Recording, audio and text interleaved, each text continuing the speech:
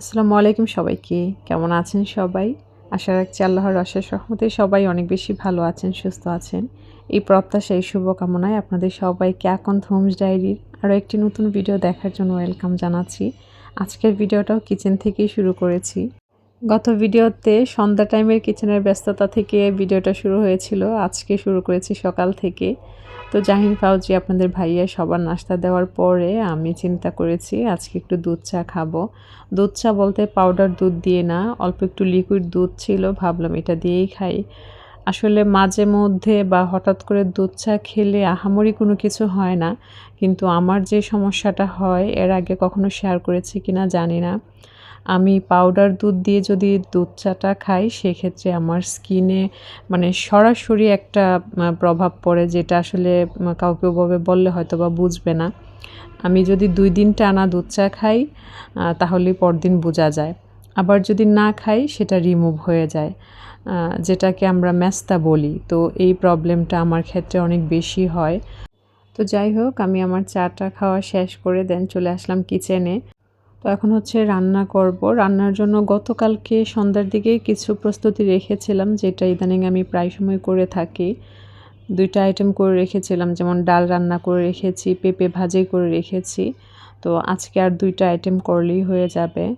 দেখা যায় গরমের দিন অনেক বেশি বলতে যে কয়টাই রান্না থাকুক সব কিন্তু আগের দিন ওভাবে করে রাখা যায় না। হয়তো ২ টা আইটেম করে রাখা যায় বা ১ টা আইটেম।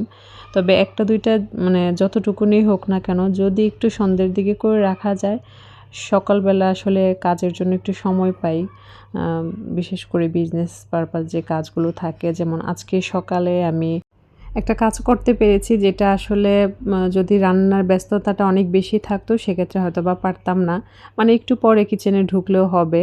সেইভাবেই আসলে আগের দিন রাতে একটু যদি রেডি থাকে তাহলে সকাল, সকাল অনেক কাজই করে নেয়া যায়, যদি এক্সট্রা কাজ থাকে আরকি আমাদের। আর রান্নার কাজটা এমন, এটা আসলে কোনো স্কিপ করার সুযোগ নাই। তো এটাকে যতটা সহজ করা যায়। তো এখানে যখন আমি বক্স থেকে পেঁয়াজ দিচ্ছিলাম, আমার হচ্ছে হৃদিতা আপুর কথা মনে পড়লো। আপু হচ্ছে আমাকে হোয়াটসঅ্যাপে একটা ভিডিও পাঠায়।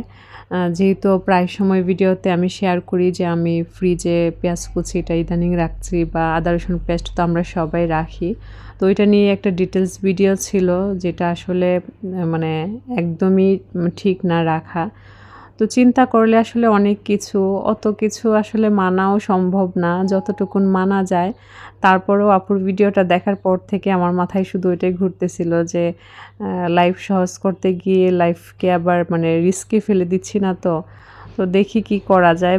ভিডিওর মাধ্যমে আপুকে অনেক, অনেক থ্যাংকস। আসলে আমরা কিন্তু খাবারের কারণেই সুস্থ থাকি, খাবারের কারণেই এনার্জেটিক থাকি।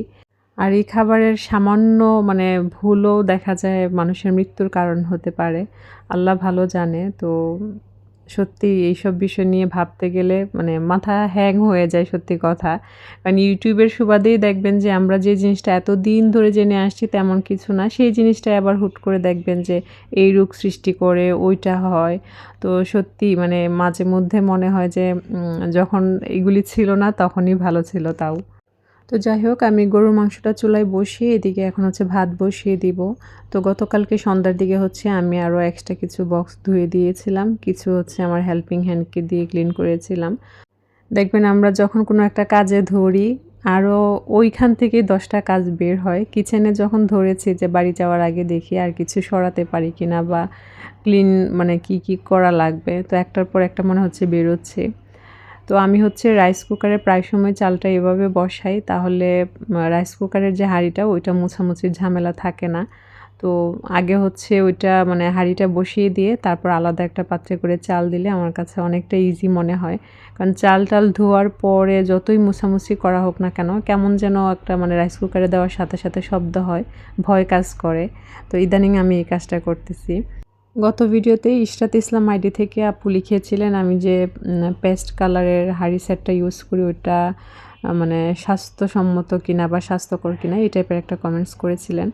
আসলে আপু, এখন তো হচ্ছে সবাই আমরা জানি এই ধরনের হাঁড়িগুলো আসলে অবশ্যই হেলথ ফ্রেন্ডলি না। কারণ এগুলোতে হচ্ছে এক ধরনের কোটিং ইউজ করা থাকে যেগুলো আস্তে আস্তে রান্নার সাথে মিশে যায় বা রান্নার সাথে অ্যাড হয়ে যায়। তো যদি ওই কোটিংগুলি না উঠে সেই ক্ষেত্রে হয়তোবা কিছুটা হলেও নিশ্চিন্তে থাকা যায়। সত্যি এটাই সবকিছু মানে ওভাবে যদি চিন্তা করা যায় তাহলে আসলেই আমাদের চলাটাই মুশকিল হয়ে যাবে। তো যতটুকুন মানা যায় আমি এটাই মনে করি যে পুরোপুরি হয়তো মানা সম্ভব না, যতটুকু মানা যায়। তবে হ্যাঁ, আমারও ইচ্ছে আছে যে আস্তে, আস্তে এগুলো যতটুকুন কমিয়ে আনা যায়। যেমন আজকে আমি যে হাঁড়িটাতে মাংস রান্না বসিয়েছি, এইটা যে আমার কত পুরনো একটা হাঁড়ি। কিন্তু আমি দেখবেন যে গরুর মাংস যতদিন রান্না দেখিয়েছি, ততদিন মনে হয় এই হাঁড়িটাতেই রান্না করেছি। মানে গরুর মাংসের ক্ষেত্রে আমার কেন যেন এটা আসলে সবার ক্ষেত্রে দেখবেন কিছু, কিছু হাঁড়ি থাকে, কিছু, কিছু রান্নার ক্ষেত্রে মনে হয় যে ওইটাতেই ভালো লাগে। যতই পুরনো হোক বা যত কিছুই হোক। আর আমরা আসলে আমাদের হ্যাবিট থেকে খুব সহজে চাইলেও বের হইতে পারি না। তো কথা বলতে, বলতে আসলে অনেক কথাই বলা হয়। সবসময়ের মতো বলবো ভিডিওতে যেকোনো কথাবার্তায় ভুল ত্রুটি থেকে থাকলে প্লিজ সবাই ক্ষমা সুন্দর দৃষ্টিতে দেখবেন, সেই সাথে কমেন্টসে জানাবেন। তো এখানে ওদের জন্য তো মাংস রান্না করছি। আমার আসলে মাংস একদমই মানে পছন্দ না। যার কারণে শুটকি বা ছোট মাছ এই জাতীয় কিছু একটা থাকলে ভালো হয়। তো যার কারণে আমি আগের দিন রাতে হচ্ছে কচুর শাক সিদ্ধ দিয়ে রেখেছিলাম। তো সেটা দিয়ে এখন হচ্ছে চিংড়ি শুটকিটা রান্না করব। তো চিংড়ি শুটকি নিতে গিয়ে দেখি অল্পই আছে, ভাবলাম অল্প একটু দিয়ে এখন রান্না করি আর একটু রেখে দেই। কারণ অনেক সময় হুট করে আনানোটাও একটা ঝামেলার। আর এই ধরনের খাবার হুটহাট আমি খাই, মানে আমারই বেশি ইচ্ছা করে। তো এখানে শুটকিটা রান্না করার জন্য ১ম এ আমি সয়াবিন তেল দিয়ে দিচ্ছি। আচ্ছা, সয়াবিন তেল দিতে গিয়ে মনে পড়ল, আ বেশ কিছুদিন আগে একজন আপু কমেন্টস করেছিল যে, "আপু আমি ভিডিওতে বলেছিলাম যে শুটকি রান্না তো সয়াবিন তেল হোক আর মানে সরিষাই হোক বা সরিষা দিতে হবে না।" মানে এরকম একটা বলেছিলাম। তো আপু লিখেছিল যে, "এটা কেন?" আসলে আমি ওইটাই বলতে চাচ্ছিলাম যে শুটকি তো আর ওরকম স্বাস্থ্যকর কোনো কিছু না। আমরা তো সরিষার তেলটা খাই একটু মানে সরিষার তেলটা আমাদের স্বাস্থ্যের জন্য ভালো, ওইটার কথা চিন্তা করি। তাই জন্য ওভাবে বলা, আর কিছুই না। আচ্ছা, এখানে আমি কি, কি মসলা দিয়েছি একটু আ বলছি, বলতে পারেন নিজের জন্যই রেকর্ড থাকলো। কারণ এই ধরনের খাবার যেহেতু সবসময় করা হয় না। কখনো দেখবেন এক ধরনের মসলা দেই, আবার অন্য সময় হয়তোবা অন্য ধরনের। তো কোনোদিন খুব বেশি মজা হয়, আবার কোনোদিন দেখা যায় অনেক কিছু মিসিং হয়ে যায়। আজকে আমি এখানে পেঁয়াজ, রসুন একটু ছেঁচে নিয়েছিলাম, সেটা তেলের মধ্যে কিছুটা সময় ভেজে নিয়ে তারপর হলুদ, মরিচ, ধনিয়া জিরা, ধনিয়া জিরাটা একদমই অল্প, অল্প দিয়েছি। আর পাঁচফোড়নের গুঁড়া দিয়েছিলাম।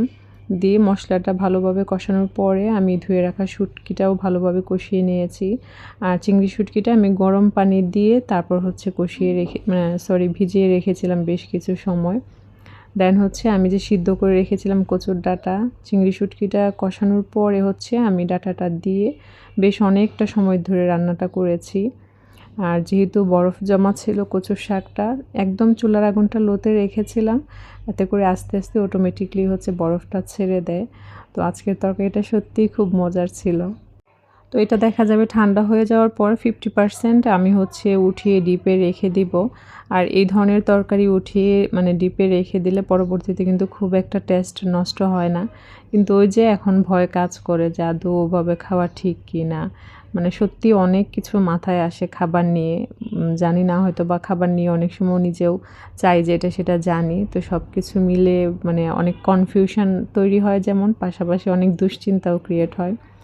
তো আমার কিচেনের কাজ শেষ হওয়ার পরপরই আপনাদের ভাইয়ার জন্য তার পরিচিত একজন হচ্ছে দুধ নিয়ে আসছে। সাথে বেশ কিছু লোক ছিল। বলল, "তো সবাইকে দুধ চা দাও।" তো আমি এখানে হচ্ছে দুধটা গরম করে নিচ্ছি। তো আজকে বলতে পারেন সকাল থেকে দুপুর পর্যন্ত হচ্ছে আমি কিচেনের ব্যস্ততায় ছিলাম। কারণ এই সময় হয়তোবা কিচেন থেকে আমি বের হয়ে যেতাম। এখন যেহেতু দুধটুকুন বসিয়েছি, আর দুধ বসানো মানে আপনি ১ মিনিটের জন্য চলে যাবেন, এসে দেখবেন যা তা অবস্থা। তারপরও দুধটুকুন বসিয়ে আমি বাহিরে আসলাম বৃষ্টি আসলো কিনা দেখতে, কারণ বাহিরে কাপড় ছিল। তো বৃষ্টি অলরেডি শুরু হয়ে গেছে। তো অফ ক্যামেরায় হচ্ছে আমি চাটা বানিয়ে নিয়েছি। আর আমার ভয়েস ওভারের সময় এক্সট্রা নয়েজ তো থাকবেই। গাড়ি ঘোড়ার শব্দ এগুলো তো সবসময় থাকে। আর আজকে মনে হয় একটু বেশি সাউন্ড শুনতে পেয়েছেন কিনা। আমার পাশেই একজন আন্টি আছেন যিনি হচ্ছে ছেলে আর ছেলের বউকে সবসময় মানে শাসনে রাখে বলতে পারেন। তো এটা নিয়ে অনেক সময় খারাপও লাগে, আবার চিন্তা করি যে যার যারটা সে আসলে বুঝবে, আমরা দূর থেকে জাজ করার কেউ না। তবে সব সময় দেখা যায় যে কোনো না কোনো কিছু নিয়ে ছেলের বউকে উনি মানে ওনার সাউন্ডেই শোনা যায়। আজকে আবার মানে যখন ভয়েস ওভার করছি তখন অনেক থেমে থেমে আসলে ভয়েস ওভারটা করতে হয়েছে, তাই জন্য শেয়ার করলাম। তো আজকের চাটা খুব ভয়ে ভয়ে বানিয়েছি, কারণ আমার লিকুইড দুধের চা খুব বেশি ভালো হয় না। তো এখানে আমি চিনি দেইনি বানানোর সময়, কারণ দুধ চাটা মানে লিকুইড দুধের চাটা এমনিতেই কেন যেন অনেক বেশি মিষ্টি হয়ে যায়। তো আমি যে ট্রেটা দিলাম সেটাতেও ধরছিল না। পরে জাহিন ফাউজিকে বললাম যে তোমরা দুইজনে মিলে নিয়ে যাও, একজনে ট্রে নাও আর একজনে হচ্ছে চিনিটা নিয়ে যাও, যার যতটুকুন লাগবে সে হচ্ছে ওভাবে করেই নিবে। আর অফিস রুমে হচ্ছে বাদাম, তারপর বিস্কিট, খেজুর ওগুলো সবসময় থাকে। তো চায়ের সাথে যে যেটা খেতে চায় ওভাবে করেই দেয়। তো এই যে আপনাদেরকে বলেছিলাম যে সকালবেলা আজকে আমি একটা কাজ করেছি। রাতের বেলা কেমিক্যাল বানিয়ে রেখেছিলাম, সকালে উঠেই আমি আজকে এই কাজটা করেছি। তো সেটা প্রায় শুকিয়ে এসছে। আসলে হ্যান্ড পেইন্টিংয়ের কাজ আমি যেটা দেখলাম যে শুকাতে অনেক সময় নেয়। মানে ব্লকের কাজ যেমন মানে একবারে কাজটা করে ফেলা যায়, হ্যান্ড পেইন্টিংয়ের ক্ষেত্রে তা না, বিশেষ করে রেডি ড্রেসের ক্ষেত্রে। তো এই যে আমার কিন্তু বেডেও অনেকটা রং ভরে গেছে, যার কারণে বেডশিটটা আজকে চেঞ্জ করছি না, যে পুরো ড্রেসটা কমপ্লিট করি দেন হচ্ছে চেঞ্জ করব। আর এদিকে আজকে কিন্তু আমার ছেলে বেড গুছিয়েছে, সে অনেক দিন পর যেহেতু সুযোগ পেয়েছে বলল যে আম্মু আজকে বেডটা আমিই গুছাই। তার তো আলহামদুলিল্লাহ পরীক্ষা শেষ। আপনাদের সবার প্রতি সত্যি আমি অনেক বেশি কৃতজ্ঞ থাকব। আপনারা সবাই আমার ছেলের জন্য দোয়া রেখেছেন, আমিও সব বাচ্চাদের জন্য মন থেকে দোয়া রাখছি, আল্লাহ বাচ্চাদের রেজাল্ট অনেক বেশি ভালো করুক। তো এইখানে আসলে একটা কাজ করলে যে কত কিছু মেসি হয়, সেই জিনিসগুলো এখন গুছিয়ে নিব।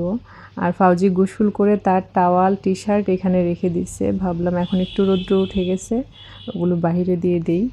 তো এই গুছানোর কাজগুলো করে আমি একটা ব্ল্যাক টি খেয়ে তারপর হচ্ছে আবারও হ্যান্ড পেইন্টিংয়ের কাজটা ধরবো।